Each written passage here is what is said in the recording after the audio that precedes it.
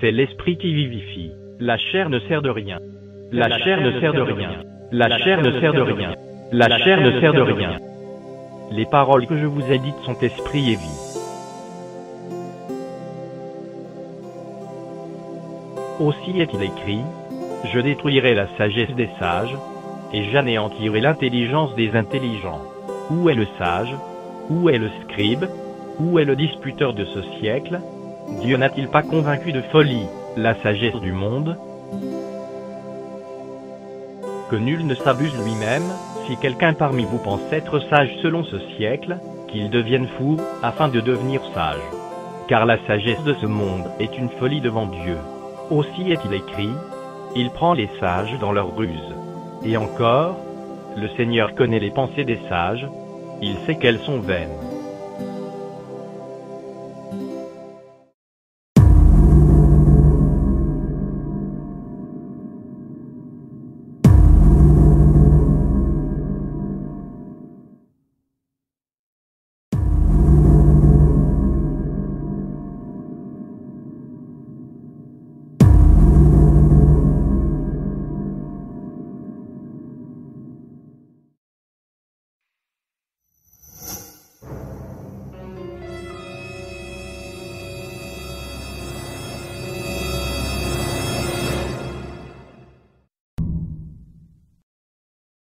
Si vous voulez bien, on va lever maintenant, donc on va aller devant le Seigneur.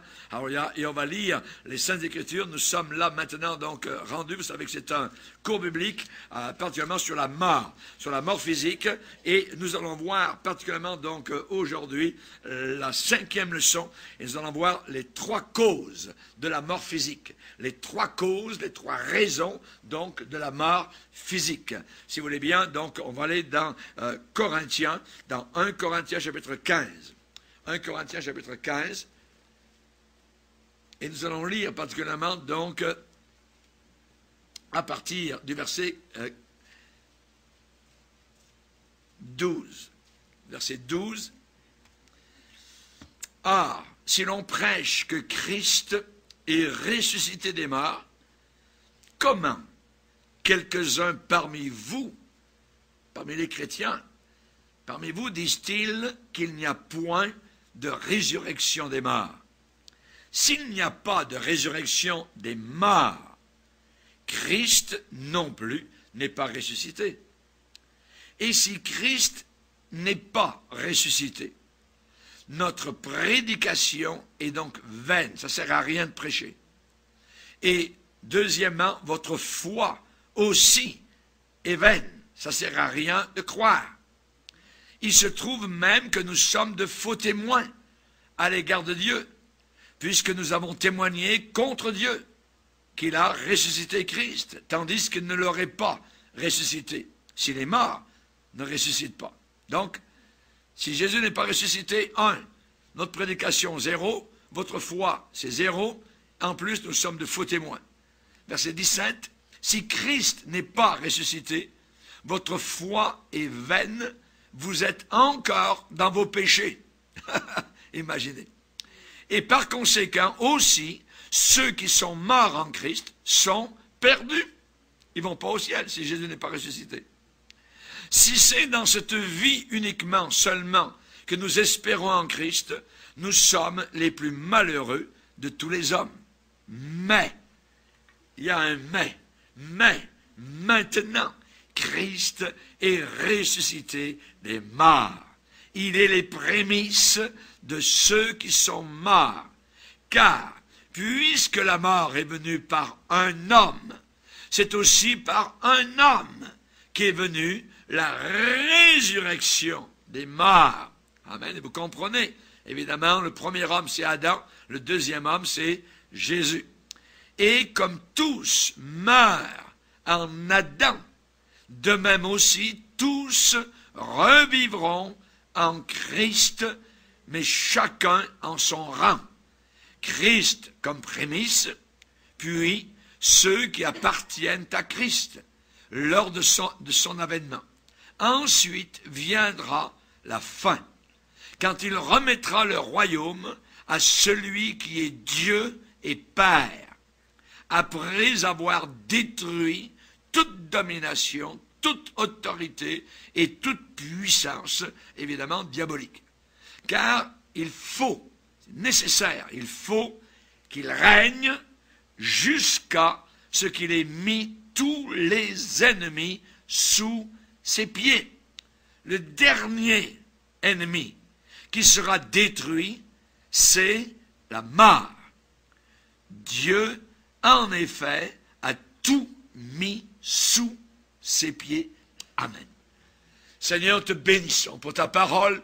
Nous voulons, Seigneur, la comprendre. Nous voulons la mâcher. Nous voulons la ruminer. Nous voulons la manger, Seigneur. Tu as dit, celui qui me mange a la vie éternelle.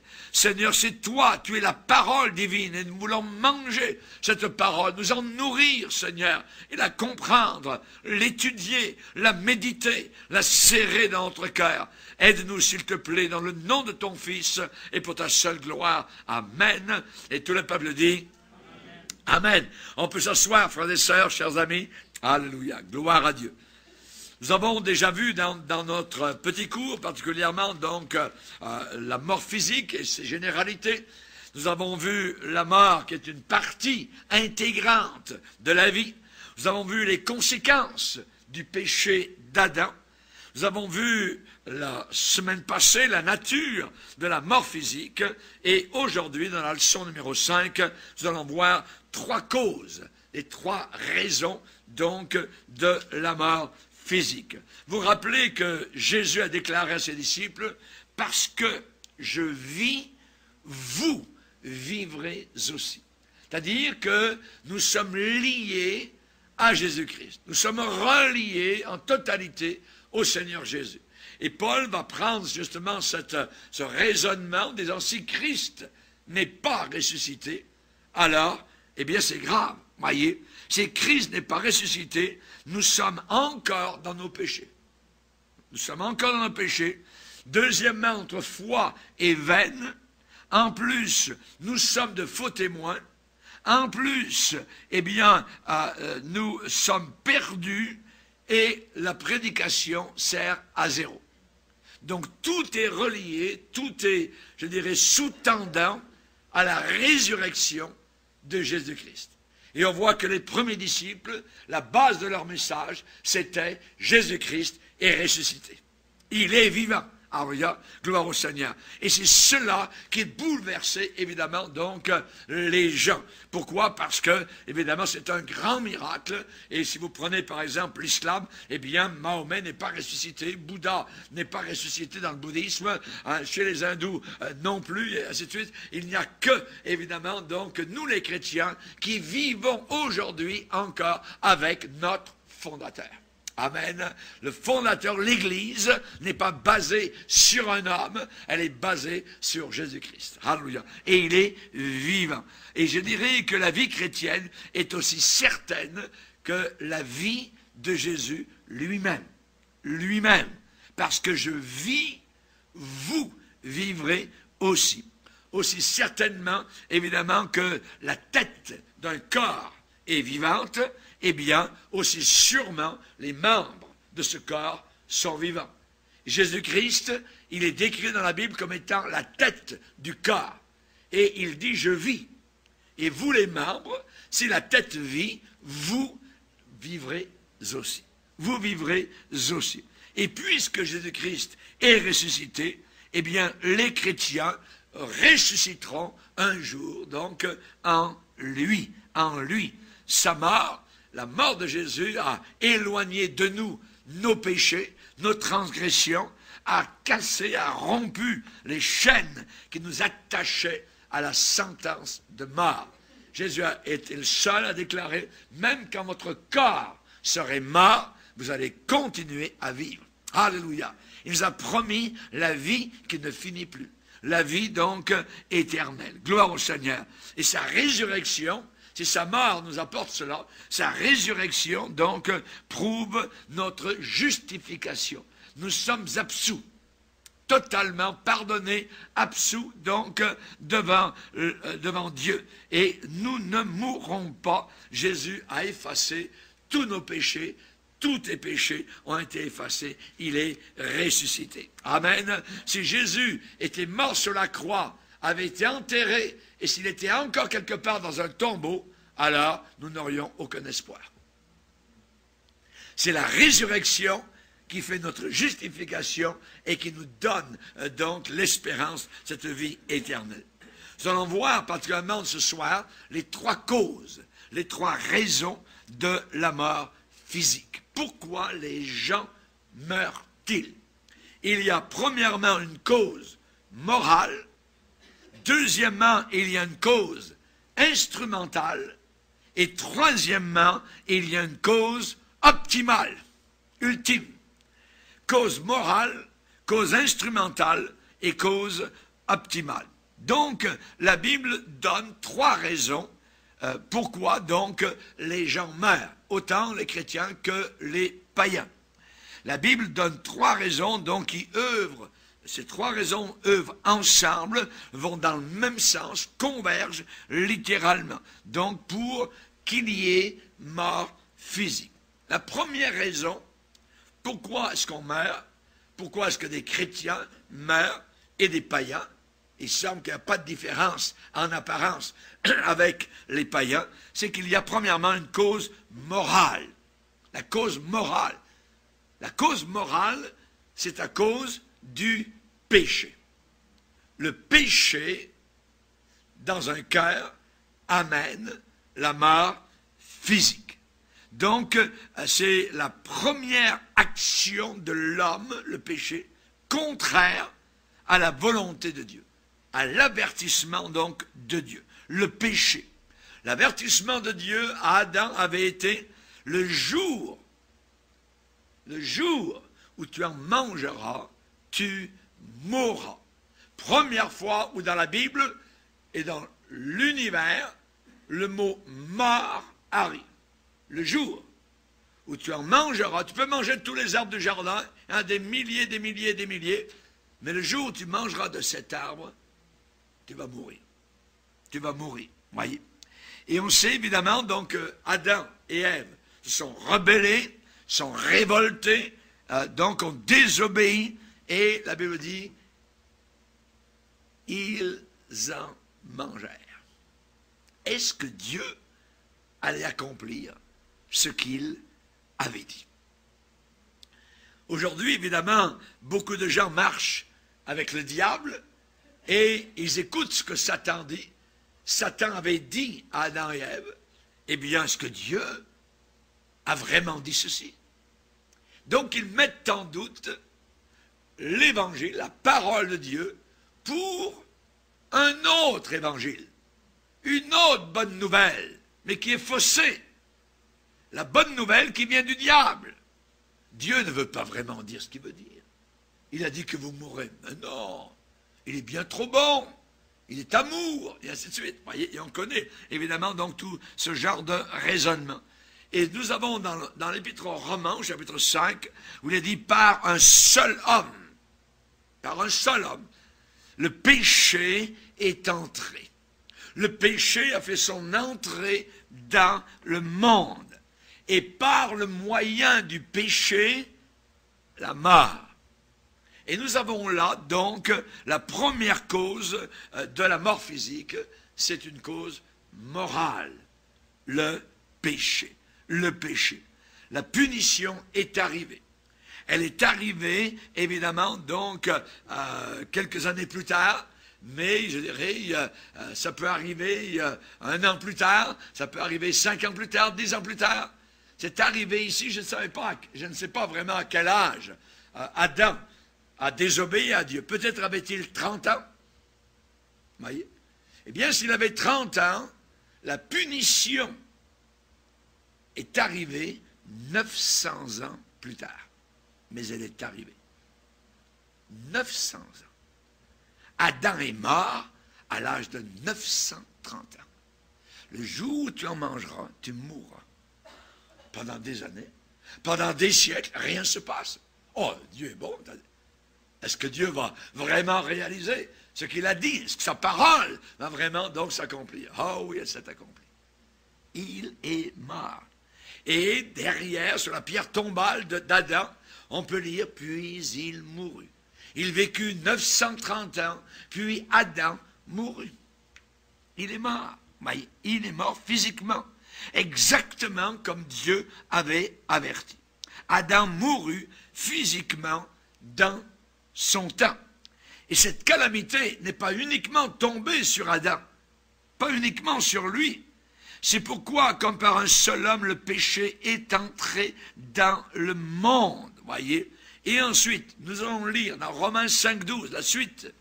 Romains 5, verset 12. C'est pourquoi, comme par un seul homme, le péché est entré dans le monde, et par le péché la mort, et qu'ainsi, la mort s'est étendue sur tous les hommes. Pourquoi? Parce que tous ont péché. Parce que tous ont péché. J'ai péché. Tu as péché, nous avons péché, ils ont péché, nous avons tous péché, donc nous allons tous passer par le cercueil. À moins que nous fassions partie de l'enlèvement. Amen. Mais sinon, même le chrétien, fidèle à Jésus, eh bien, devra passer par la mort. Voyez? Et il est dit, la mort s'est étendue sur tous les hommes parce que tous ont péché. Tous ont péché. Et Romains 5, 21 nous dit, le péché a régné par la mort. Le péché a régné par la mort. Donc c'est un train, je dirais, de funérailles sans fin parmi les hommes. Donc le principe donc, est incorporé, le principe est là, particulièrement donc dans ce qu'on appelle la loi.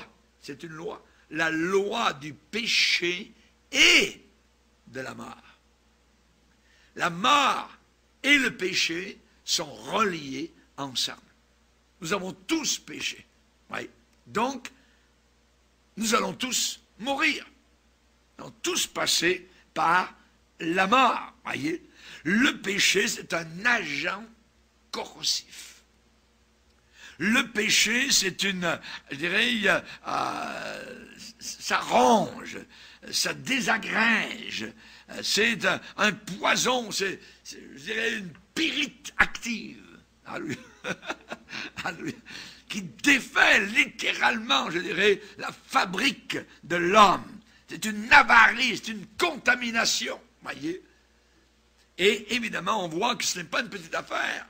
Aujourd'hui, les gens disent qu'il n'y a plus de péché.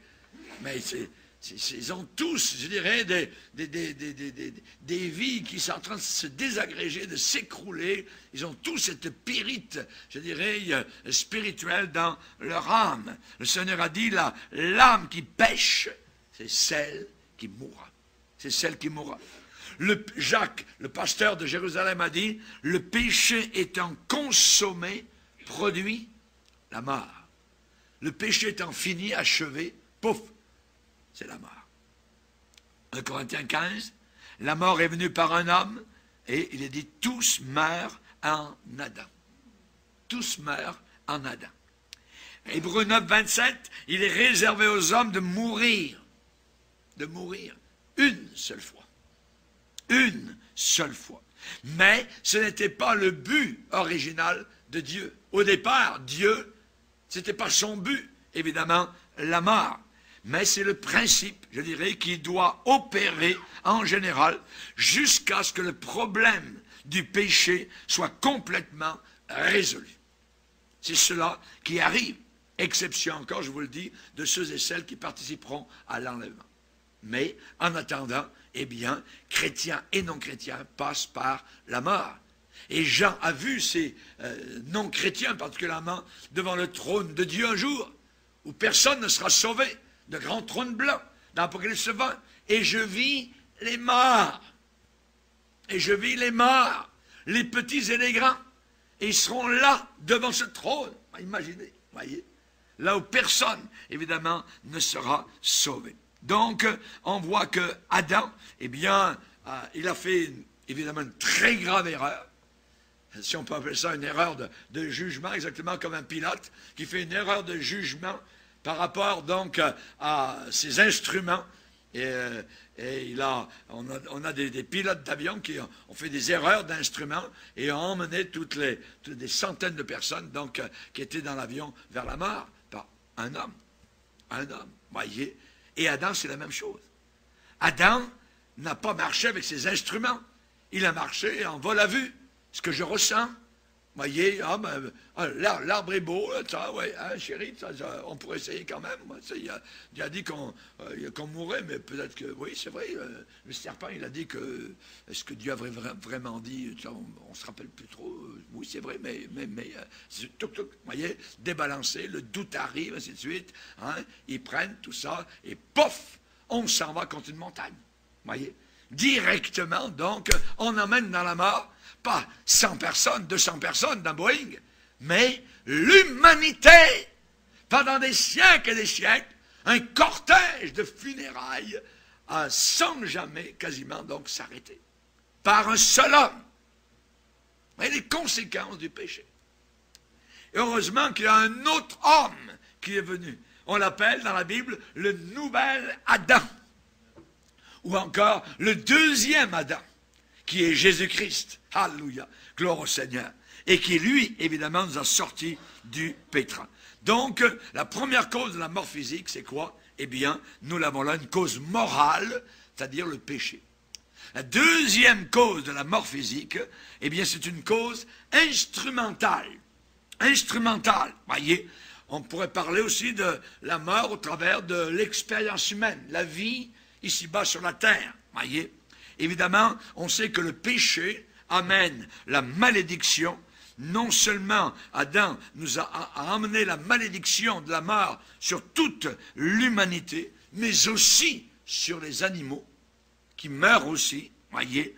Et aussi la malédiction s'est étendue sur la nature inanimée.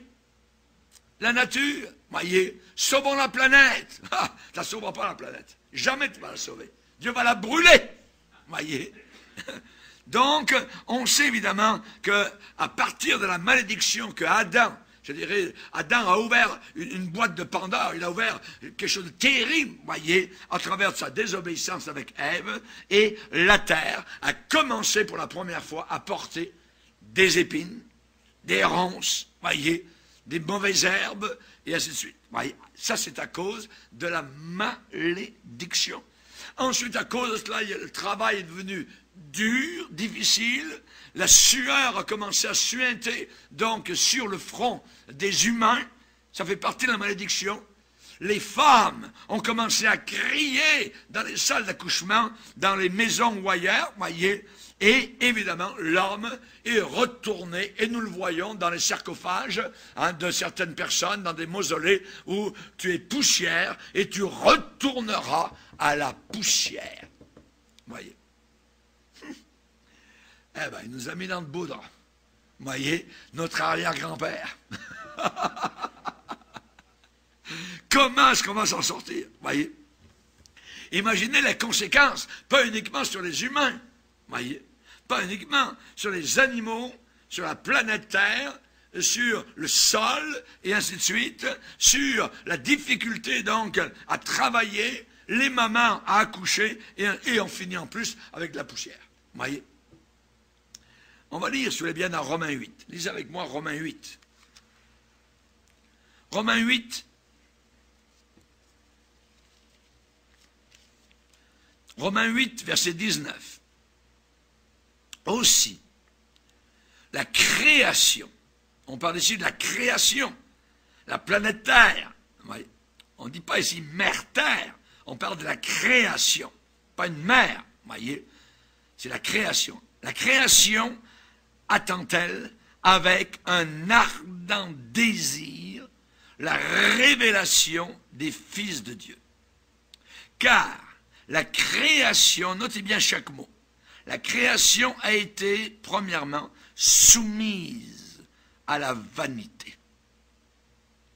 Non de son gré, mais à cause de celui qui l'y a soumise. C'est qui on parle de qui? Adam. à cause d'Adam, à cause de celui qui l'y a soumise. Avec l'espérance, la nature espère qu'elle aussi sera affranchie, libérée de la servitude de la corruption, la pourriture de la corruption, pour avoir part à la liberté de la gloire des enfants de Dieu.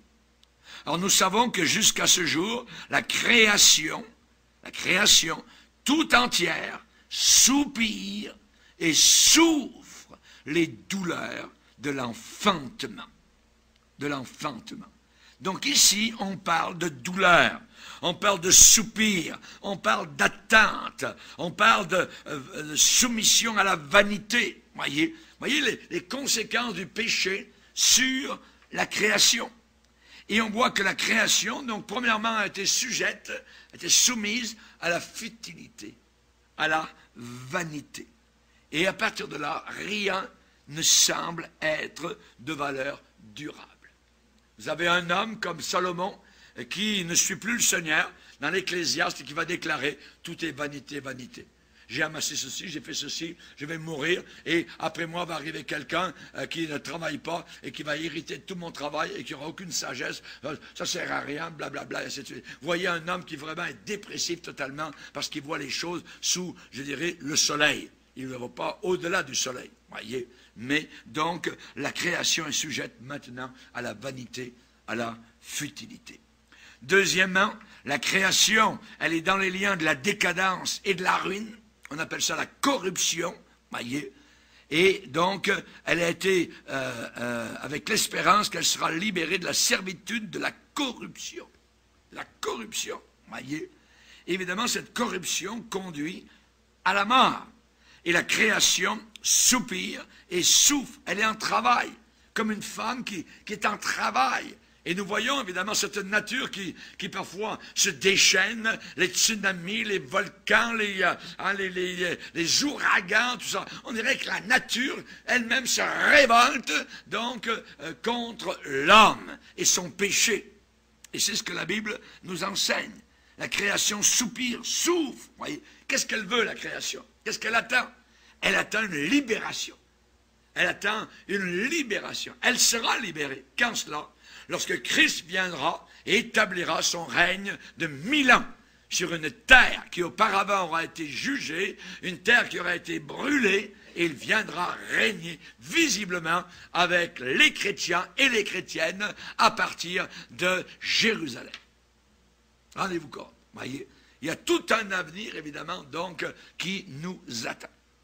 Et Ésaïe lui-même parle de cela, donc, qu'un jour la création entière sera libérée de cette malédiction. Alors tous les écologistes aujourd'hui que nous voyons, tout ça, et rassemblement de ceci, la terre entière est à Paris, là, elle est à Copenhague avant, tout ça, et puis là on va faire des lois pour les émissions de serre, peut-être les gaz à effet de serre. C'est de la foutaise, voyez. N'arriveront jamais, voyez, à solutionner ce que la Bible déclare et que uniquement Jésus-Christ va donc solutionner lorsque lui-même viendra et établira donc son règne. Et la création sera libérée, affranchie de cette malédiction, de cette servitude qui actuellement pèse sur elle. On va le lire sous les biens, comment ça va être. Ésaïe chapitre 11. Ésaïe chapitre 11. Nous voyons donc cette création entière sera libérée de cette malédiction lorsque Jésus-Christ va établir donc son royaume terrestre, royaume millénaire. Et les choses vont changer, voyez. Le lion va changer, l'agneau va changer, la panthère va changer, le chevreau va changer. Regardez. Il est dit au verset 6, le loup habitera avec l'agneau. Aujourd'hui, le loup, il dit, il y a bon, vous voyez, pas banania, mais il y a bon l'agneau, tout ça. Hache! Vous voyez? Et il mange un bon steak d'agneau. Le loup aime ça. Mais plus lorsque Jésus-Christ va venir. Ça fait partie de la malédiction aussi. Vous voyez? Donc, la voracité des animaux, donc, de la terre. Le loup habitera avec l'agneau, la panthère se couchera avec le chevreau. Et actuellement, la panthère, elle est aux aguets, hein, si elle voit un chevreau qui passe, tchoc, voyez, va se jeter, mais plus, voyez, à ce moment-là. Ça va changer beaucoup de choses, voyez, dans la création. La panthère se couchera tranquillement, donc, à côté du chevreau. Le veau, le lionceau et le bétail qu'on engraisse seront ensemble. Et un petit enfant les conduira. La vache et l'ours, imaginez l'ours polaire, l'ours brun, voyez, auront un même pâturage. Ça veut dire que ça va changer, quelque chose va changer dans leur make-up, dans leur moyen, dans leur système digestif ou quoi que ce soit, voyez, ça va changer. Ça dit, la vache et l'ours auront un même pâturage, leurs petits un même gîte. Et le lion, comme le bœuf, mangera de la paille. Voyez? Il y a des gens aujourd'hui, des chrétiens, pauvres chrétiens, ils nous disent, oh, pasteur, on est dans le millénium aujourd'hui. Voyons donc. Va voir les lions, là, à Granby, vous voyez, dans le zoo, et puis tu vas voir, essaie de t'approcher, puis mets ta main au travers du barreau, tu vas, tac, voyez? On n'est pas tout à fait dans le millénium, parce qu'ici, dans le millénium, il est dit, le lion, comme le bœuf, mangera de la paille. De la paille, voyez? Le nourrisson, ça veut dire le petit bébé, s'ébattra sur l'antre, sur le trou de la vipère. Et l'enfant sevré mettra sa main dans la caverne du basilic.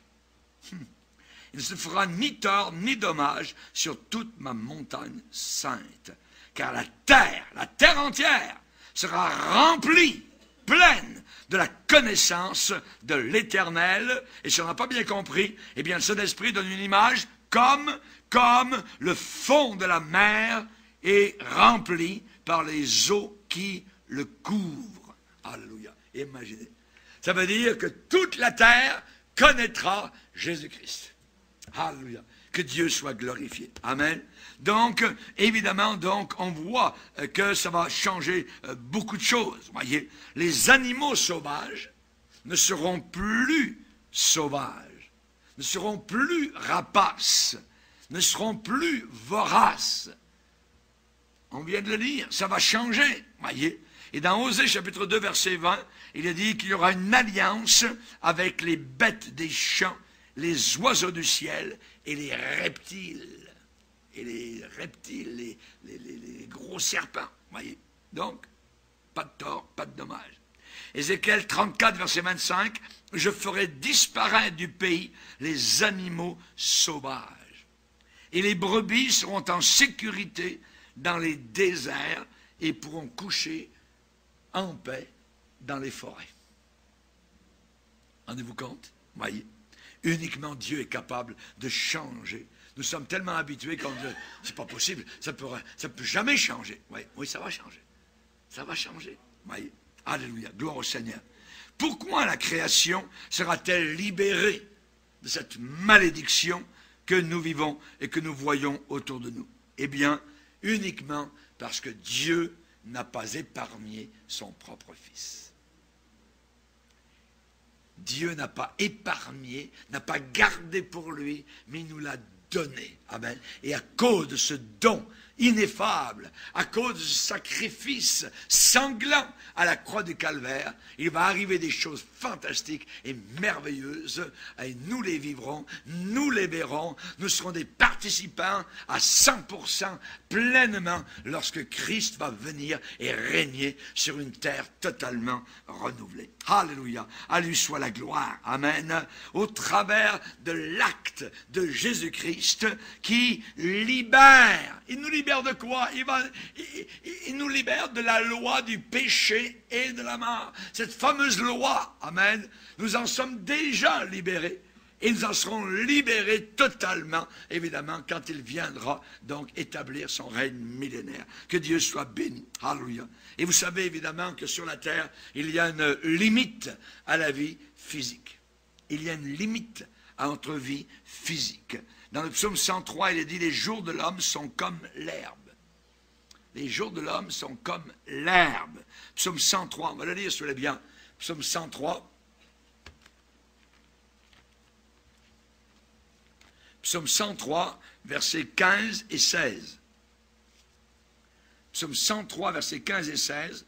L'homme, point d'exclamation, l'homme, ses jours sont comme l'herbe.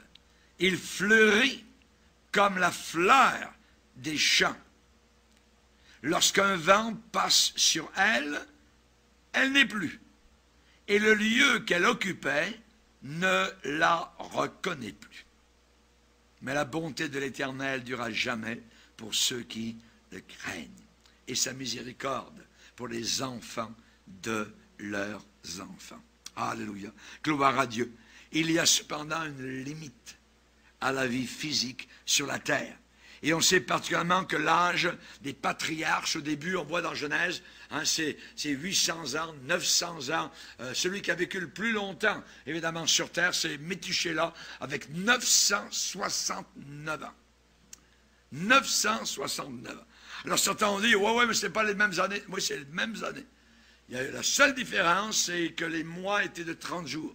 12 mois de 30 jours. Et ça ôte quasiment rien du tout sur une vie entière, sur des années. Voyez? Donc, le plus vieux avec une 969 ans. Et on sait qu'à un moment donné, l'âge des patriarches a été réduit drastiquement environ à 120 ans. On sait que Dieu a dit à Noé, les jours de l'homme seront de 120 ans. Voyez? On sait particulièrement que, sauf lorsque la grâce de Dieu intervient, il peut y avoir donc des patriarches qui ont vécu 137, 147, ainsi de suite. Mais à un moment donné, ça a été 120. Et puis ensuite, c'est descendu encore plus bas, donc à 70 et 80. 3 petits tours font les marionnettes et on s'en va. Vous voyez, on vient d'arriver, il faut déjà partir. Vous voyez, et je dis heureusement. Heureusement, vous voyez, les chrétiens, donc, savent où ils vont. Et évidemment, donc, on n'a aucune crainte vis-à-vis de cela. Hein. Christ est ma vie et la mort m'est un gain. J'y gagne. Amen. C'est mieux, amen, de mourir et d'être avec Christ. Le moment où un chrétien meurt, il est tout de suite avec le Seigneur. Le dernier souffle ici-bas est suivi par le premier souffle au ciel. Aussitôt. Aussitôt. Amen. Que Dieu soit béni. Donc, on va lire, si vous voulez bien, dans Psaume 90, un petit peu à droite, Psaume 90, à gauche, pardon. Psaume 90, verset 10, « Les jours de nos années s'élèvent à 70 ans, et pour les plus robustes, les plus costauds, à 80 ans. » Alors, imaginez notre ami Fabio, il n'est pas seulement robuste, il n'est pas seulement costaud, c'est un super, vous voyez. 94, vous voyez. Donc, pour les plus robustes, à 80 ans, vous voyez. Et l'orgueil qu'ils en tirent, la fierté qu'ils en tirent, n'est que peine et misère, vous voyez. Donc, nous passons vite et nous nous envolons.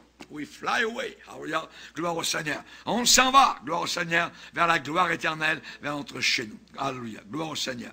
Maintenant, évidemment, qu'est-ce qui nous rapproche de la mort? Qu'est-ce qui nous rapproche de la mort? Qu'est-ce qui peut nous rapprocher de la mort? Évidemment, la violence. La violence des hommes. Jésus a raconté particulièrement donc que des Galiléens, c'est Luc qui raconte cela, que des Galiléens avaient été tués par Pilate. Et Pilate avait pris les sacrifices que ces gens-là faisaient, et il avait pris le sang de ces Galiléens, et il avait mélangé leur sang au sacrifice de ces gens-là. Ils étaient morts, évidemment, donc ensanglantés.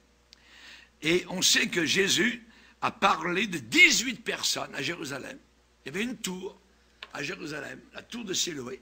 Et à un moment donné, la tour, pouf, est tombée.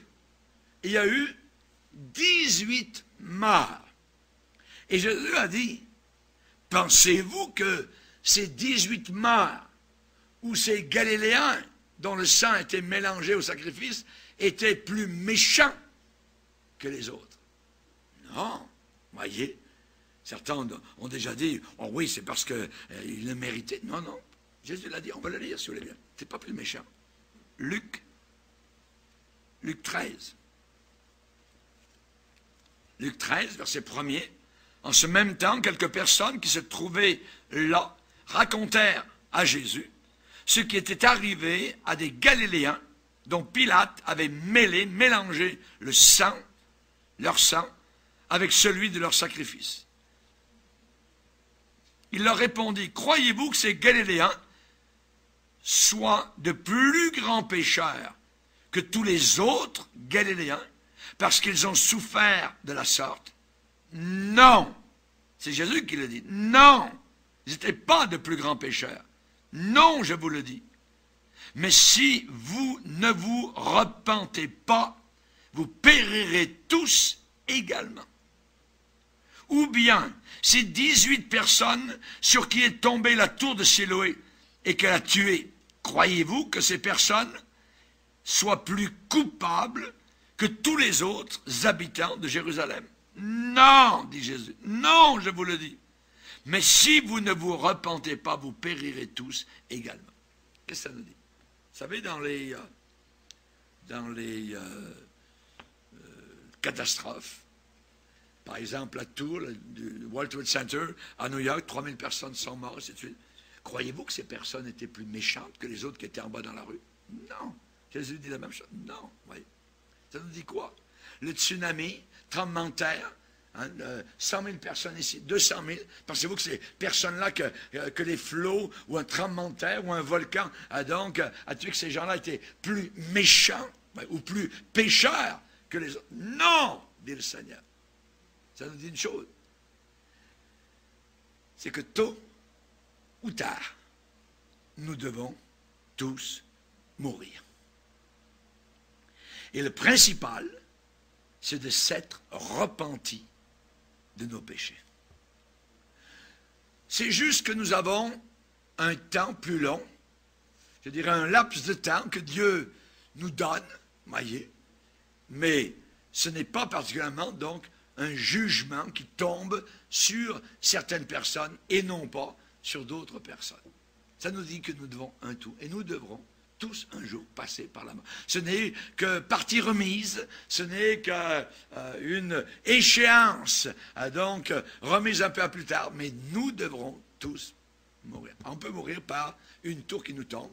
Voyez, on a connu des gens qui, dans la Beauce particulièrement, on a connu quelqu'un qui est passé sous la porte de son garage et qui était ouverte. Et au moment où la personne a passé, pouf, la porte est tombée. Ah! Pouf! Et la personne est morte. Parce que la porte du garage est tombée au même moment, vous voyez, où la personne était en train d'entrer dans le garage. Il dit, voyons, mais c'est un jugement de Dieu. Non, pas du tout. Il n'était pas plus pécheur que les autres qui étaient peut-être dehors, voyez. Mais donc, c'est une manière, je dirais, de mourir plus violente qu'une autre, voyez. Seigneur, aide-moi à mourir dans mon lit. Voyez, c'est ça qu'on demande au Seigneur. On ne voudrait pas mourir comme ça, mais nous devrons tôt ou tard passer par cette expérience.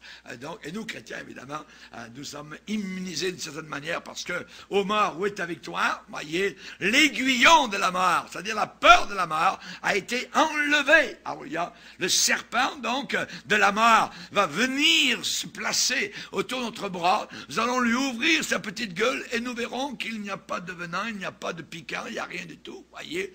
Nous verrons l'abeille, la guêpe de la mort venir sur notre bras et nous remarquerons à la loupe, oh tiens, cette guêpe-là n'a pas de dard. Ô mort, où est ton dard?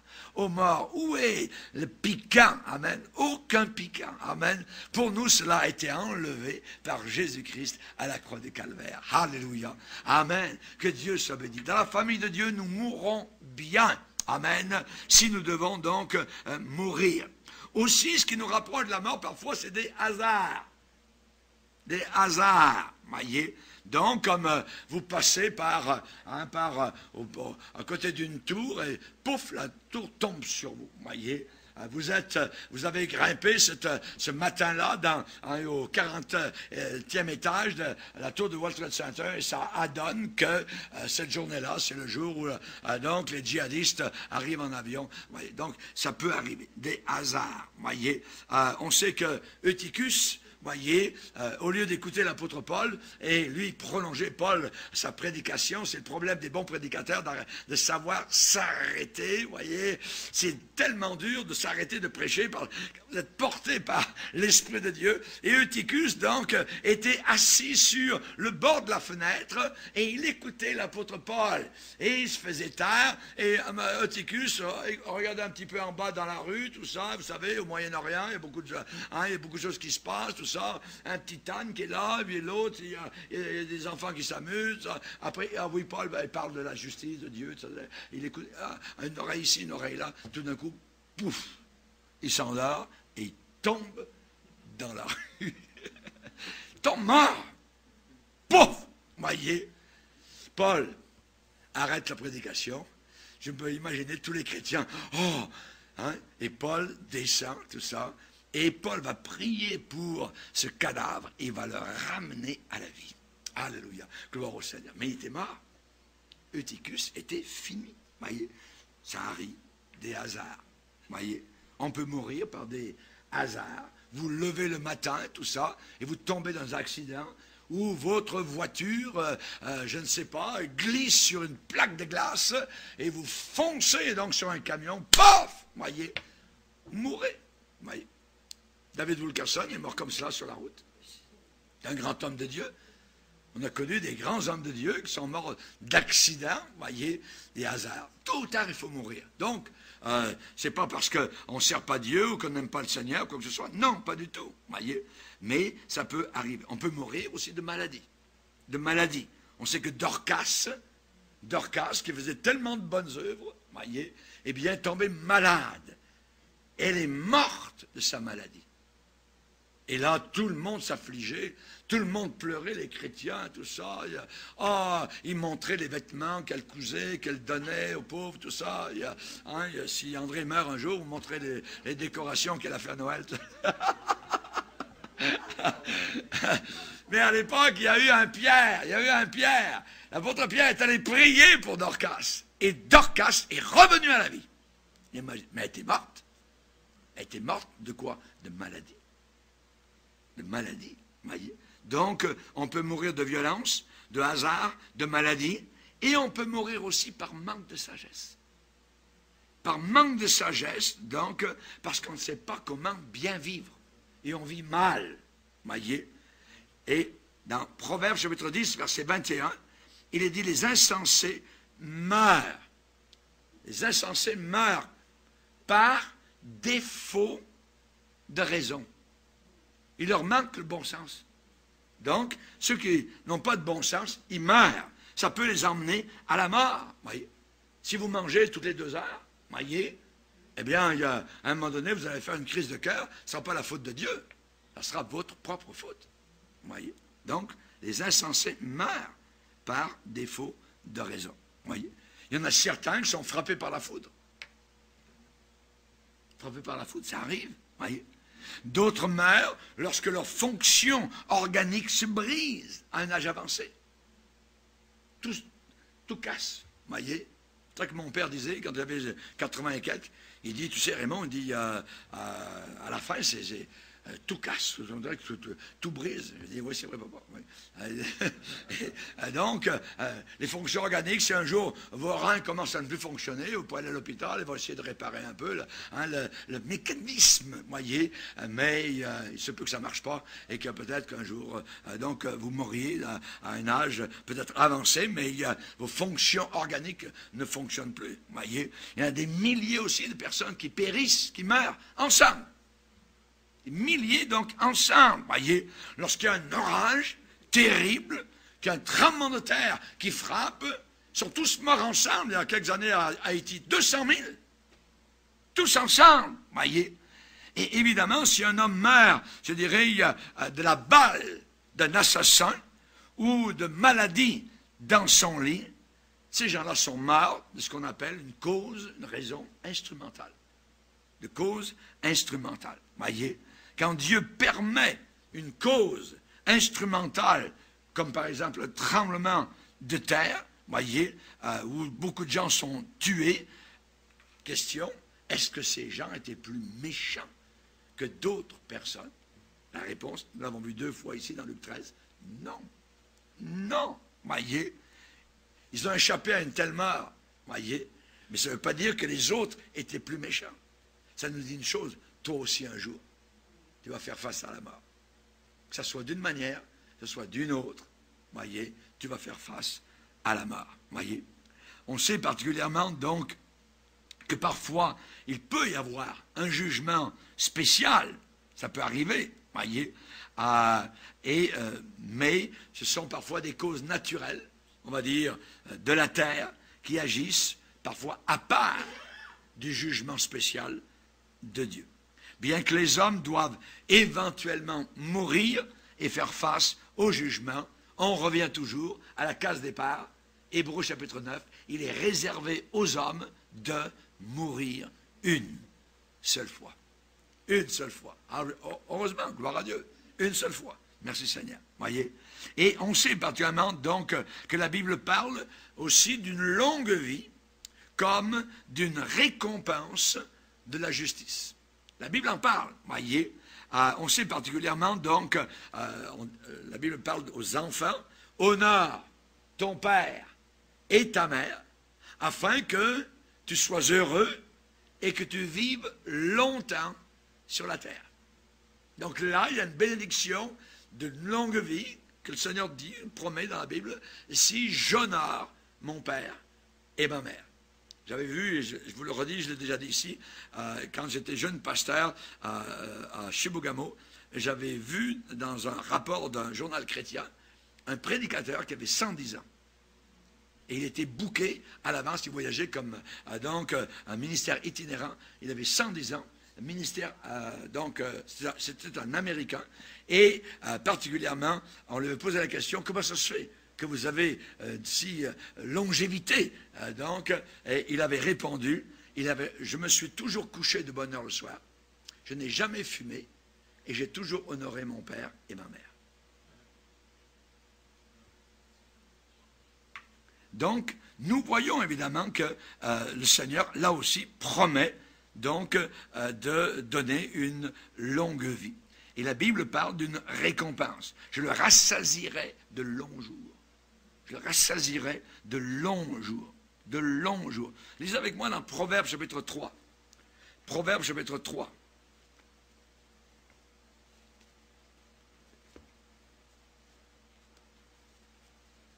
Livre des Proverbes, chapitre 3, il est dit ici, au verset 1 et 2, « Mon fils, n'oublie pas mes enseignements, et que ton cœur garde mes préceptes, car ils prolongeront les jours et les années de ta vie, et ils augmenteront ta paix. » Donc, qu'est-ce qu'il faut faire? Ici, on nous dit de garder les préceptes du Seigneur, ne pas oublier les enseignements du Seigneur. Et en plus, donc, on aura une paix, une grande paix. On parle ici de la sagesse, au verset 13. « Heureux l'homme qui a trouvé la sagesse et l'homme qui possède l'intelligence, car le gain qu'elle procure est préférable à celui de l'argent. Et le profit qu'on en tire vaut mieux que l'or. Elle est plus précieuse que les perles, elle a plus de valeur que tous les objets de prix. Dans sa droite est une longue vie. » Dans sa droite est une longue vie. On parle ici de la sagesse. La sagesse, être sage, voyez, ne pas être fou. Voyez. On va lire un peu plus loin dans Proverbe 9, verset 11. 9, verset 11. Il est dit ici, on parle encore de la sagesse ici, c'est par moi que tes jours se multiplieront et que les années de ta vie s'augmenteront. Donc, c'est la sagesse qui parle ici. C'est par moi que tes jours se multiplieront et que les années de ta vie s'augmenteront. On va aller un peu plus loin, on va aller regarder 10, 27. 10, 27. La crainte de l'Éternel augmente les jours, mais les années des méchants sont abrégées. Donc là, il y a donc effectivement, on voit donc augmentation des jours, longévité donc pour quelqu'un qui marche avec sagesse. Alléluia.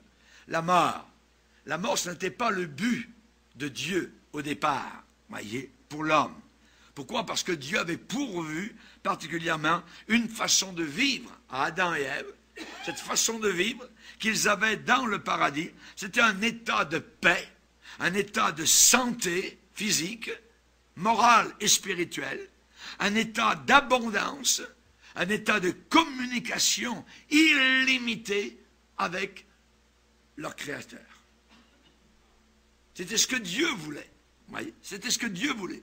Je répète, c'était un état de paix merveilleuse, un état de santé. Jamais on voyait Adam malade, voyez, ou Ève malade dans le paradis. Abondance, ils avaient tout ce qu'ils voulaient. Communication sans limite avec le Seigneur. Alléluia. Tous les jours, ils rencontraient Dieu et Dieu venait leur parler. Et c'était évidemment un état aussi de liberté de choix. Sinon, ils auraient été des pantins, voyez, animés par des ficelles que Dieu tirerait. Mais non, Dieu voulait qu'on l'aime, non pas forcé, mais de libre choix. Ça serait terrible, des gens qui arriveraient dans le jour du mariage, hein, et qui se soient parlé l'un l'autre, tout ça. T'es mieux de m'aimer, voyez.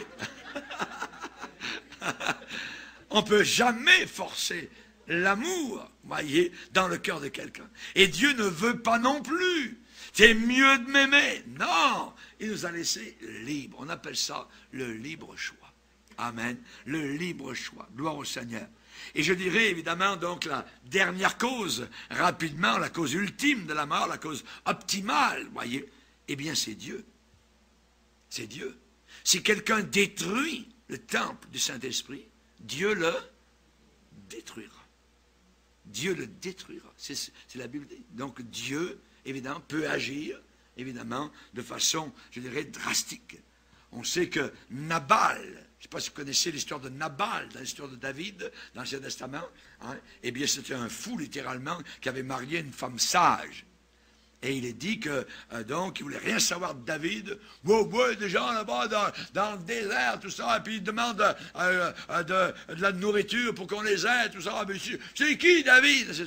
Puis là, c'est un gars qui était sous continuellement. Ouais. Et finalement, il est dit qu'un jour, il a fait une apoplexie. Pouf! Pouf!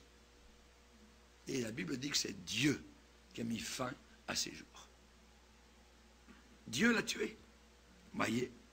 Et l'épouse de Nabal, on pourrait dire beaucoup, vous voyez, que de femmes sages qui marient des hommes fous.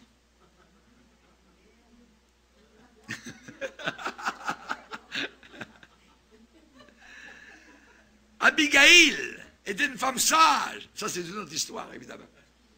Elle avait marié un gars totalement, je dirais. N'oublions pas que dans le Seigneur, en lui, on pourrait dire le contraire. Voyez, on peut dire le contraire. Des hommes sages qui marient des folles. Voyez, je viens de rétablir l'équilibre. Okay? En lui, dans le Seigneur, en lui, nous avons quoi? Nous avons la vie, le mouvement et l'être. C'est Jésus qui nous fait vivre. Alléluia. Gloire au Seigneur. C'est lui qui nous tient en vie. Il a conservé la vie à notre âme.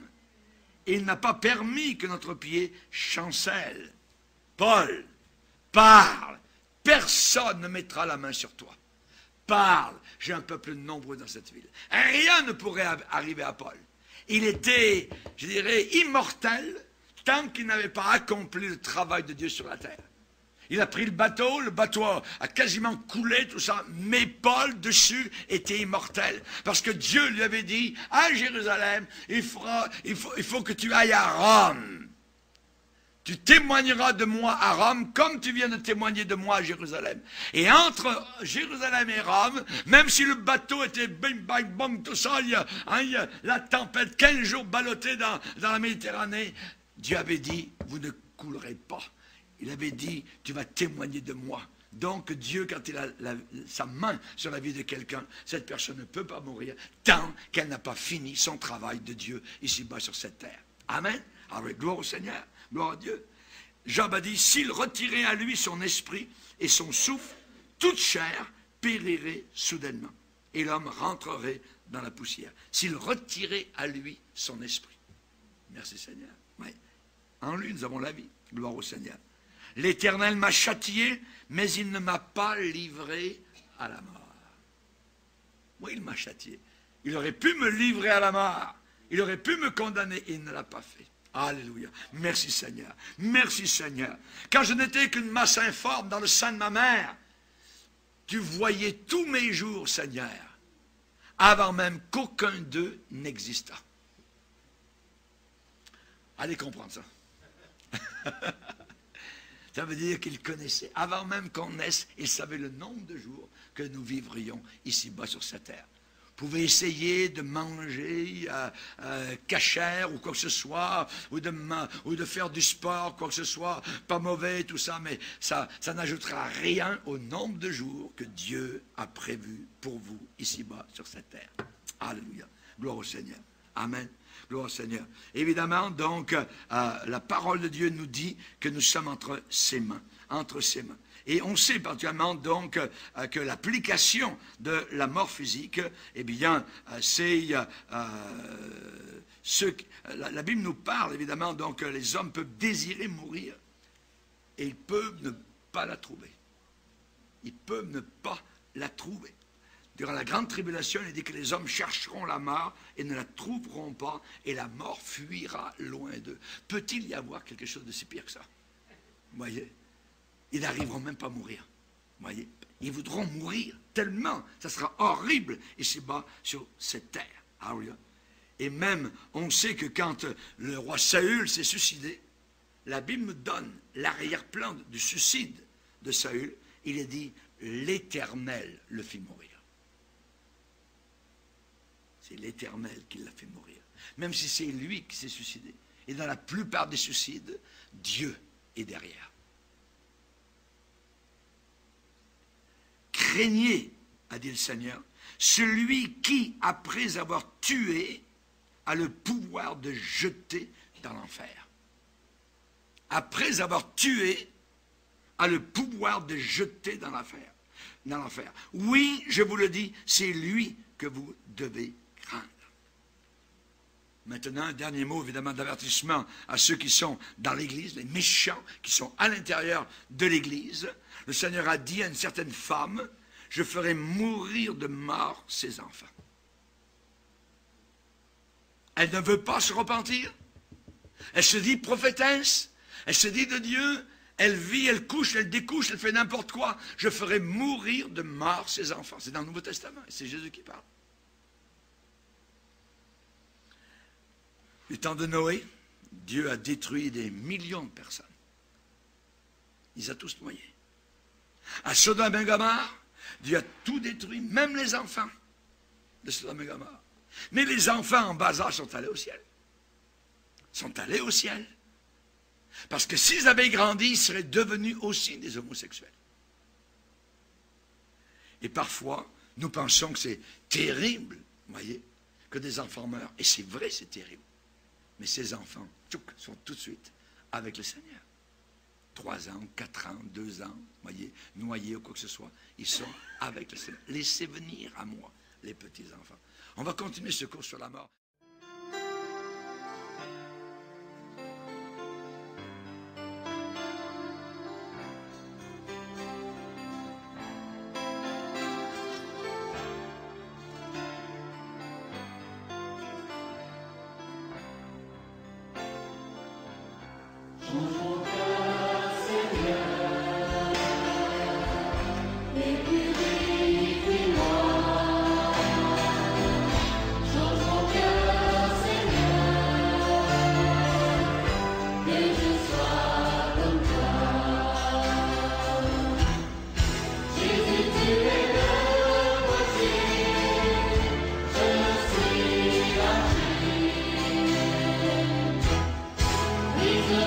Please,